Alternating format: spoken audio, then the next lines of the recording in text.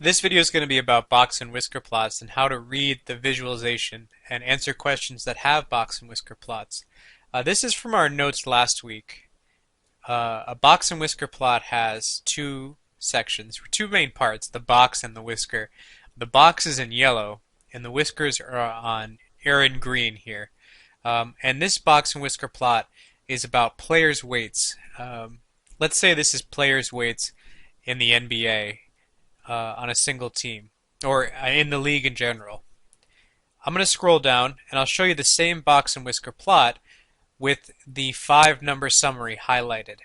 The 5-number summary are the 5 numbers that you need in order to make a box and whisker plot. In order, there's the minimum, this first quartile, that's in orange, the median, the third quartile, that's in blue, and the maximum, that's in yellow. In between, or the box part of our box and whisker plot starts at the first quartile and ends at the third quartile. And our whiskers, the whisker on the left, starts at the minimum and goes to the first quartile. The whisker on the right, my right, and your right, since you're watching this at a computer, it goes from the third quartile to the maximum.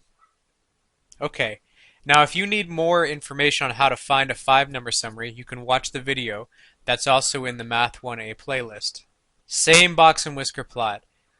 Now, a box and whisker plot has 4 sections. It's made with 5 numbers, but those 5 numbers create 4 sections. Now each section has a different color here.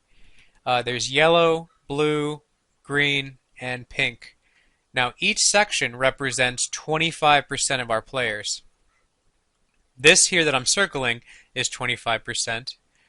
What I'm circling here is 25%. What I'm circling here is 25%. And what I'm circling here is 25%. Now, I've imagined, or I've just said, that there's 200 players in this entire set, meaning from the minimum to the maximum, we have 200 players' weights recorded here. That means that there has to be 50 players here in yellow, because 25% of 200 is 50. And that means that we have to have 50 players in each section. Now I'm going to show you another box and whisker plot, this time of test scores on a physics exam.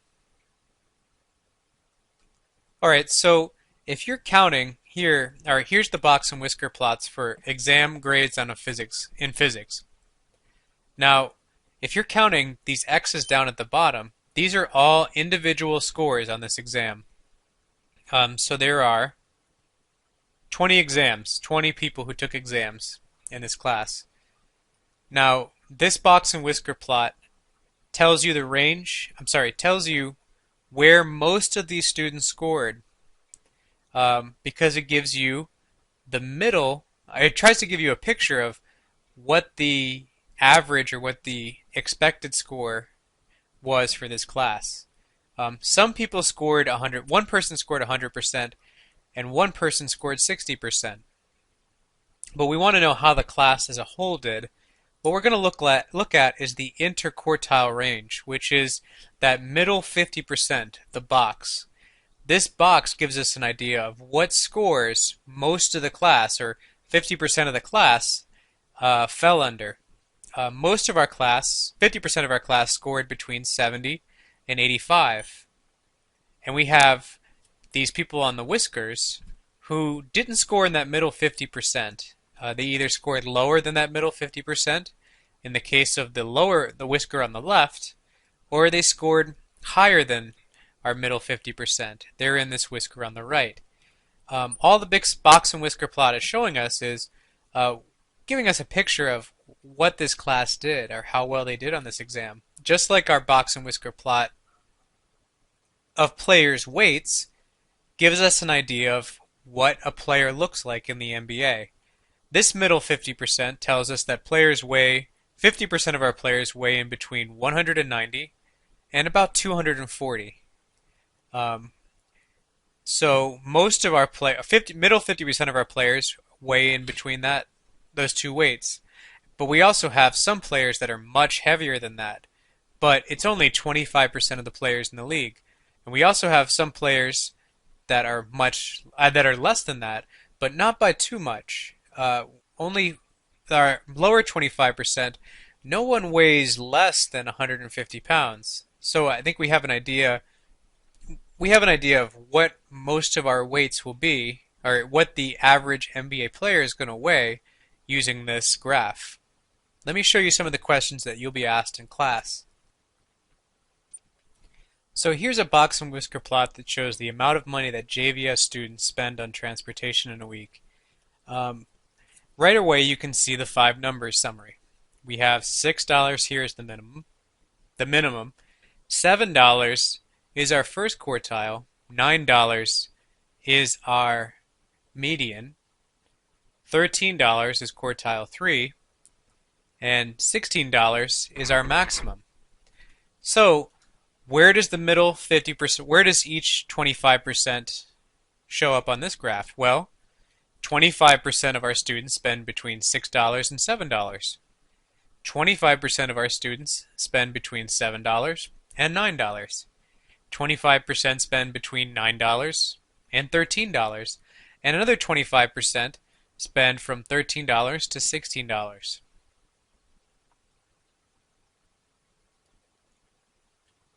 Now, where's the range of the amount spent on transportation? Well, we can see from the graph that the maximum is 16 and the minimum is 6. The range is always the highest number minus the lowest number. 16 minus 6 is 10. Now, what is the interquartile range? That's a trickier question, but not necessarily harder. Because you might have no range, but you may never have heard of interquartile range. And that's asking really,